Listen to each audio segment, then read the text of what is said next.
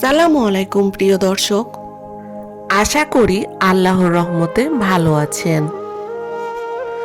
আজকের ভিডিওটি হলো স্বামীর খেদমত সম্পর্কে।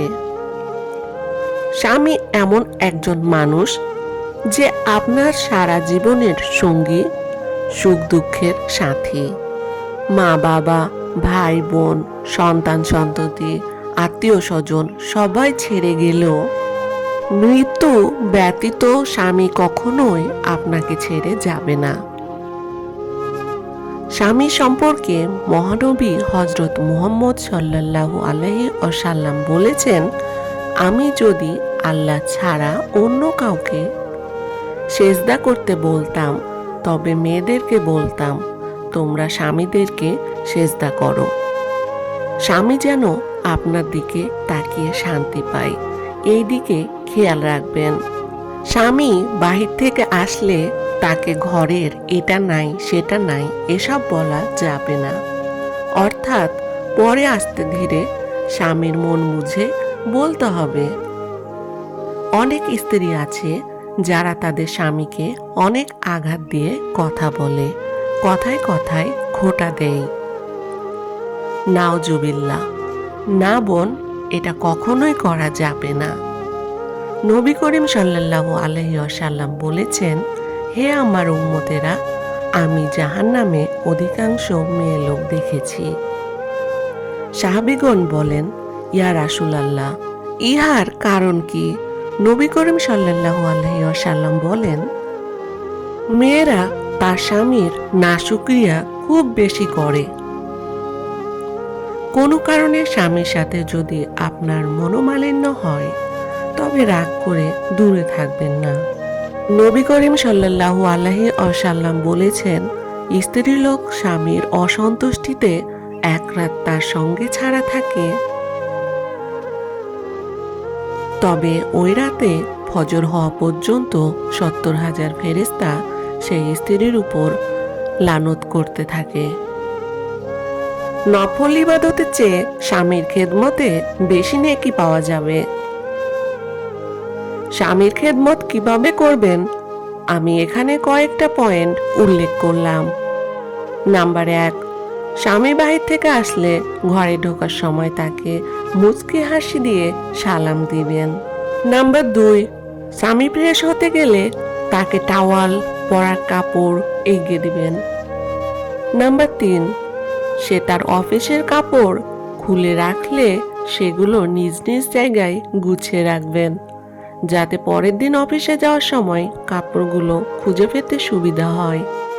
নাম্বার ৪, ফ্রেশ হওয়ার পর তাকে পানি বা শরবত দিবেন।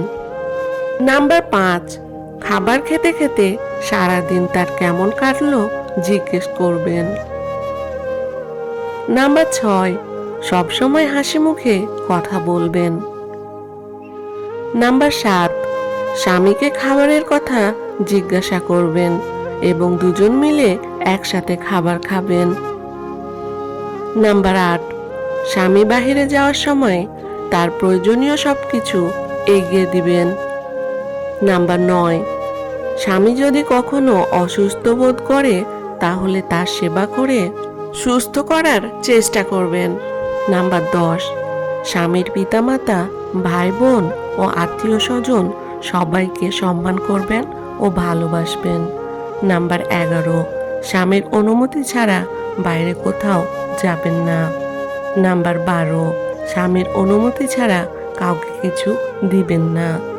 নাম্বার ১৩, স্বামী অপছন্দ করে এমন কিছু করবেন না। নাম্বার ১৪, আপনার কোনো কিছু প্রয়োজন হলে আবদার সুরে বলবেন। নাম্বার ১৫, প্রয়োজনের তুলনায় বেশি কিছু চাইবেন না, অতিরিক্ত ব্যয় ভালো না। নাম্বার ১৬, স্বামীকে কোনো কিছুর জন্য খোঁটা দিবেন না। নাম্বার ১৭, এমন কোনো কথা বলবেন না যাতে সে কষ্ট পায়। নাম্বার ১৮, মিলনের সময় স্বামীকে তৃপ্তি দেওয়ার চেষ্টা করবেন। নাম্বার ১৯, ঝগড়া হলে কখনো স্বামীর মুখে মুখে তর্ক করবেন না। নাম্বার ২০, বাইরে পর্দা করে বের হবেন। স্বামী ব্যতীত আপনার সাজ যেন কেউ না দেখে। স্বামীর সামনে স্মার্টফোনে ডুবে থাকবেন না। স্বামীর কাছ থেকে কোনো কিছু গোপন রাখবেন না, সব কিছু তার সাথে শেয়ার করবেন। স্বামীর পছন্দনীয় খাবার রান্না করে তাকে খাওয়াবেন।